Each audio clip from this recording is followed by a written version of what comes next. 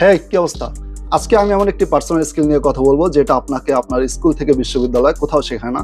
কিন্তু আপনার লাইফে এটা খুবই গুরুত্বপূর্ণ। এটা যদি না থাকে আপনি আপনার লাইফে খুব বেশি সামনের দিকে এগোতে পারবেন না। আচ্ছা, কি এই স্কিল? এটা হচ্ছে মানি ম্যানেজমেন্ট। হ্যাঁ, মানি ম্যানেজমেন্ট। আমরা যারা বিশ্ববিদ্যালয়ের শিক্ষার্থী আছি, তারা দেখা যায় মাসের ১ম এ বাসা থেকে টাকা আনি, যেটা হচ্ছে মাসের ১৫ দিন ২০ দিন যেতেই শেষ, গন। এইটা তারপর হচ্ছে মাসের বাকি ১০ দিন ৫ দিন আমাদের খুব করুণ অবস্থায় চলতে হয়। এটার কারণ হচ্ছে একমাত্র আমাদের মানি ম্যানেজমেন্ট স্কিল খুবই বাজে।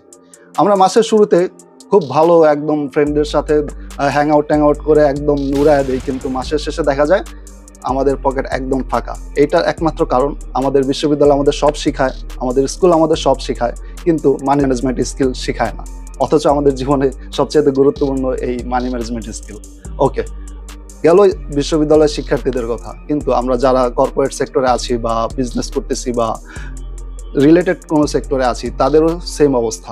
কি কারণে? দেখা যায় আমরা মাসে 6 ডিজিট 7 ডিজিট ঠিকই কামাচ্ছি, কিন্তু আমাদের মানি ম্যানেজমেন্ট স্কিল খারাপ হওয়ার কারণে আমাদের লাইফের একটা পোর্শনে বা বিজনেসের একটা পোর্শনে গিয়ে এই সমস্যাগুলো ফেস করি যে আমরা লিকুইডিটি ক্রাইসিসে ভুগি।